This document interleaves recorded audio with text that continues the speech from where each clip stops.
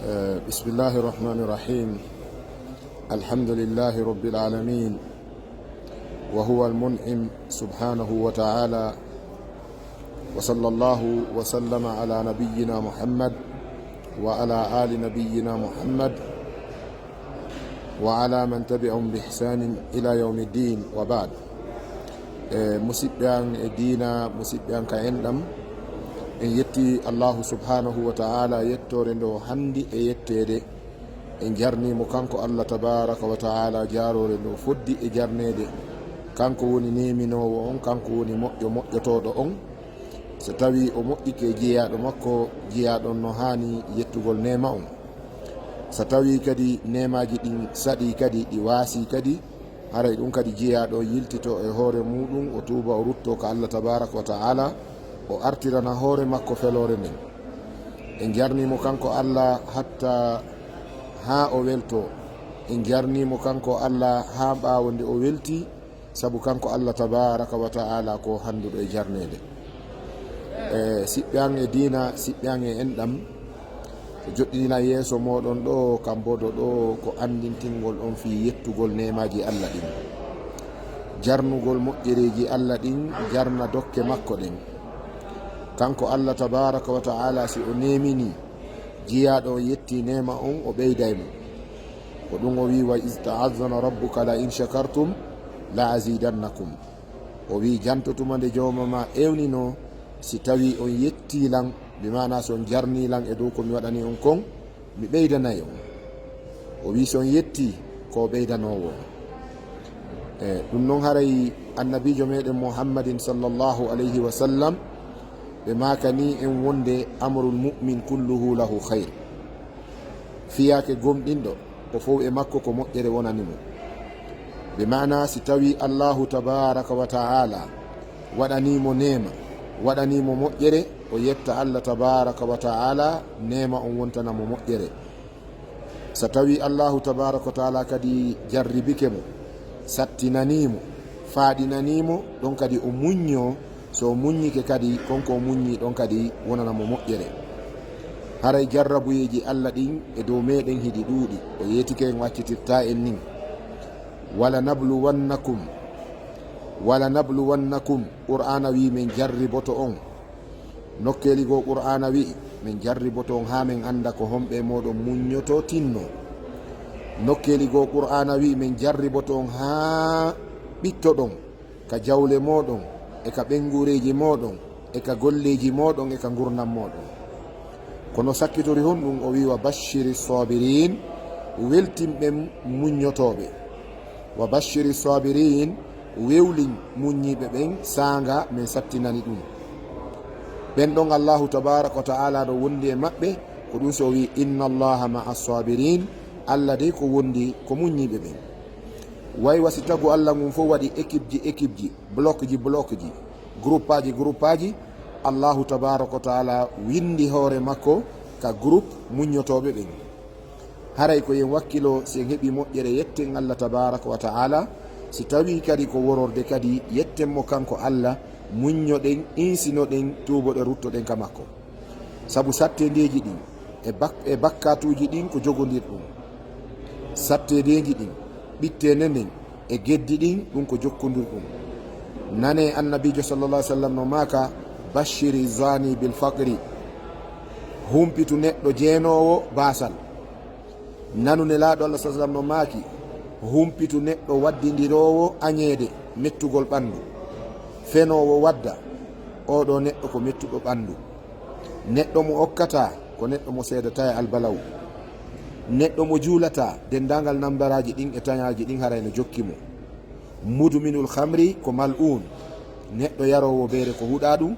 Eɗen andi noon ko wiyete alla'na, ko albu'du ar rahmatillah, ko woɗɗintinede yurmede allah nden wiyete kuddi. Ɓiɗɗo ƴagganɗo nene e baaba, o muybinta, o teddata, o hittata, o wurata gurdam moƴƴam, o heɓata ɓiɓɓe ɗoftotoɓe, o mayata kadi mayde moƴƴere. Haray koye wonu yimɓe ɓe andanɗa hoorema caɗele men ɗin, ɓittedeji men ɗin e sattedeji men ɗin, jonniten ɗin hoore meɗen, wulliren ɗi, felen hoore meɗen, tuboɗe ruttoɗen ka Allah tabaraka wa taala o ittayɗi.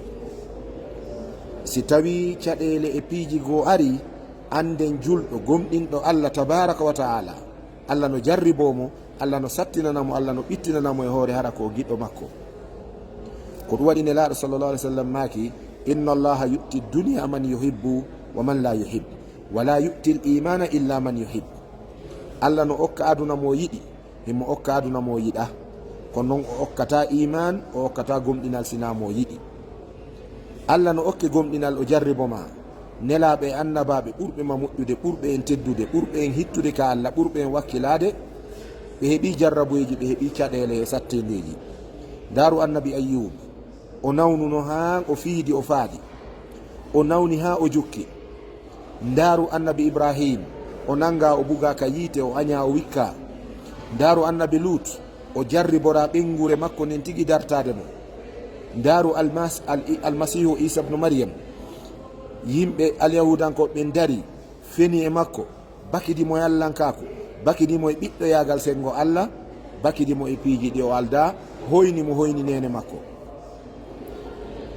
Daru annabi meɗen Muhammadin sallallahu alaihi wasallam, ɓe jibina Makka, ɓe mawni Makka, Allah suɓi ɓe ɗon nuli ɓe, yimɓe Makka ɓen dari piiɓe, warani ɓe sahabaɓe maɓɓe ɓen, bonni jawle maɓɓe ɗen, raɗiɓe kamɓe nelaaɗo Allah sallallahu alaihi wasallam, yaltini ɓe Makka. ɓeɗo fuu sabaru lamma uzu, ɓeɗo fuu ɓawo ɓe lettama, ɓe tampinama, ɓe muññi. polgal ngal artiranoyi ɓe ɓawo ɗum Allahu tabaraka wa taala wiɓe wasbir ala ma asabaka inna zalika min azmi l umur. muñño ko ko wonma heɓude ɗo kon, muñal ngal no wondi e pellital fiyake.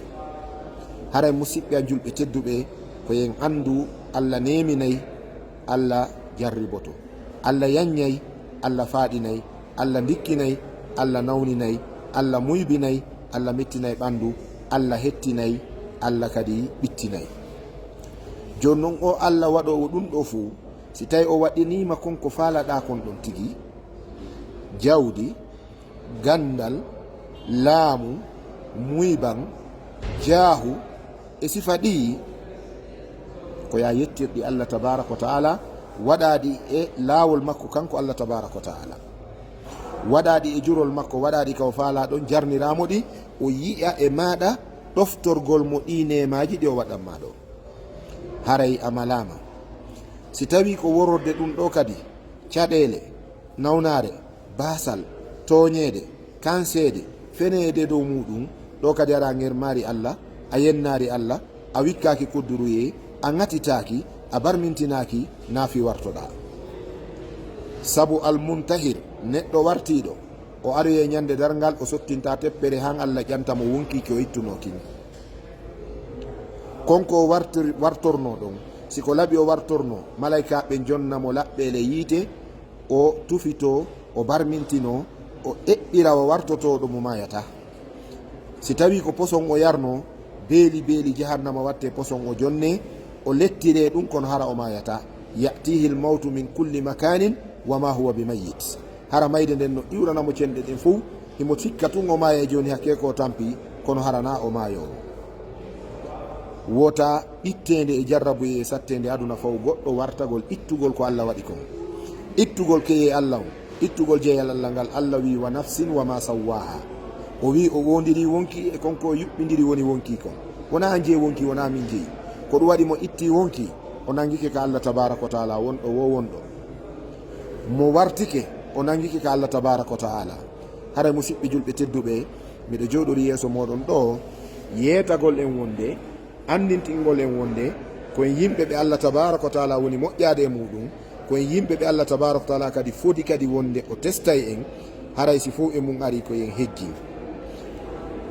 siko nema ari wano keccu, wano jawdi, wano gandal, wano mbawdi, wano jaahu, wano hikkinede yeeso, ko wiyete ardande kon, on tigi waɗa doyi o anda ko Allah jonnimo ɗo, no wawno hara ko goɗɗo goo jonni. Allah waɗima yeesojo, no wawno hara ko ɓawojo o waɗuma.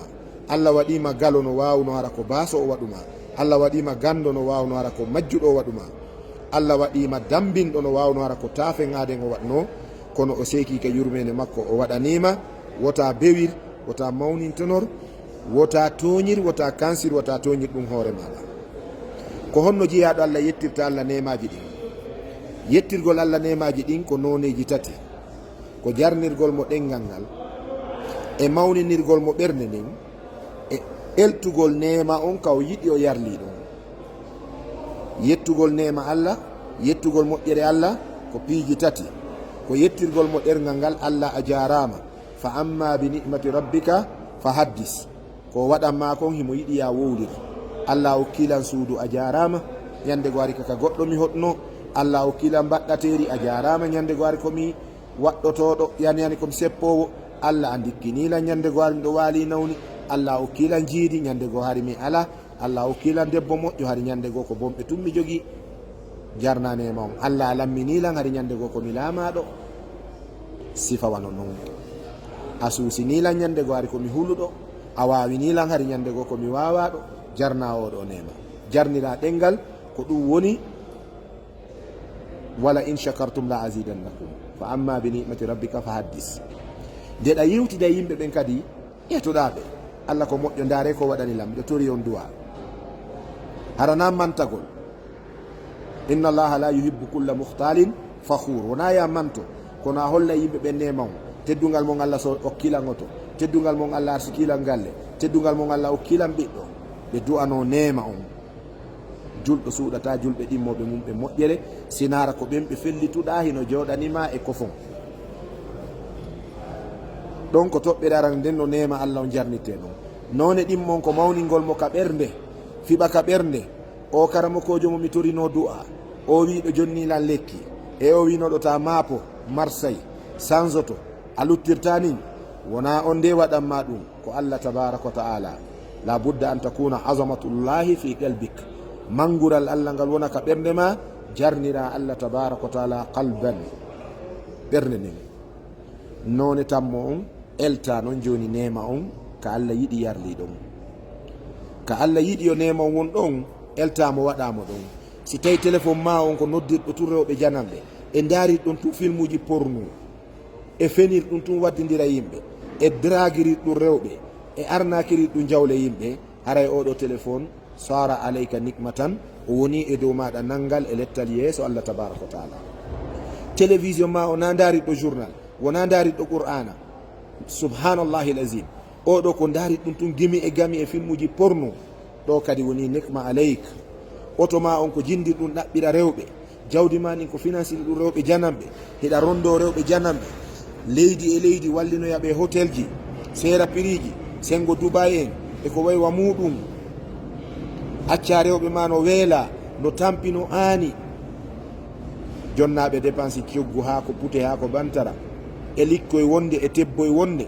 Haray ɗa ƴetti rewɓe janamɓe wallino e hôtel ji, seera piriji aduna Allah o. Ndiɗo jawdi ma yettirari ndi Allah, Allah tilfay ndi aduna ɗo, o bonna ndi aduna ɗo, refti kadi o landitoyoma fi mayri ñande dargal. Summa la tus'alunna yawma idhin anin na'im. O wi refti landitoyeɗen noon ñande dargal fi nemaji mon ɗi. Ko ɗum waɗi Abdoullah ibn Abbas o ɓannino wa plahum salade ñamugol, o wullayno ha gonɗi ɗin yoola salade ho kon walla ko woni kon ko wiyete plat on kon. ñande go landa fi hen ɗum, o wi Allah yetike ndi nemaji o landitoto. Woodi weelaɓe ha maayi heege, woodi tampuɓe ha dogi ka yalti mum heege maayiroy nin. Enen hiɗe ñaama ñaameteji luxe ji, seera piriji. Ko honɗum Allah, ko honɗum wiyeten Allah ñande tummodirɗen e ɓe heege warno. Ɓe seppoɓe ɓe ala oto, enen e maɓɓe sen tummodiray ko honɗum wiyeten. Ɓe andan ɗawre ma no faala wadde goɗɗum ala moyen, sen tummodiray ɓe yeeso Allah, Allah landike ɓe landike en. Idan nemaji Allah ɗin ko yen jarnuɗi, jarniren ɗi ɗengal goo, jarniren ɗi mawningol fi Allah ka ɓernde men, jarniren ɗi kadi eltugol ɗi kadi e ko Allah yiɗi yarli. Ko ɗum ɗo musidɓe an julɓe tedduɓe, mi joɗonno yeeso moɗon ɗo yewtugol ɗon e wona famingol heno ɓuri fof andal, ma kañum tun andi mi yiɗi tun contribuangol nene gotoɓe am ɓen e bange kaɗo dina ka Allahu tabaraka wa taala tagirin fi muɗum, tawde ɗen hani yewtidirde gonga, yetten nemaji Allah ɗin. Allahu tabaraka wa taala yeetiki en ko alqur'ana fi yimɓe dullirɓe nema, yeddiri nemaji ɗin, fenni nemaji ɗin. Allahu tabaraka wa taala in qalaba ni'ama alayhim iqaban. Allah waylitiɗi e dow maɓɓe wonti lette, ndaare yimɓe saba'in ɓeɓe o waɗanno fontenji ɗin ɗiɗi ɓawɓe yeddi Allah Allah waɗi ɗum waame yowli jardin ji maɓɓe yowli koɗoli maɓɓe. laqad kana li saba'in fi maskanihim aya jannatani an yaminin wa shimal. ɓawɓe yeddi Allah Allahu tabaraka wa taala faddalnahum bi jannatayhim jannatayni gawatay ukulin khamtin wa aslin wa shay'in min sidrin qalil. nemaji ɗi wonti lerra e tampere e tana. haray on jarama buyi. mi ɗo salmina on fof e moɗon ɓe wiyan assalamu aleykum wa rahmatullahi wa barakatuhu.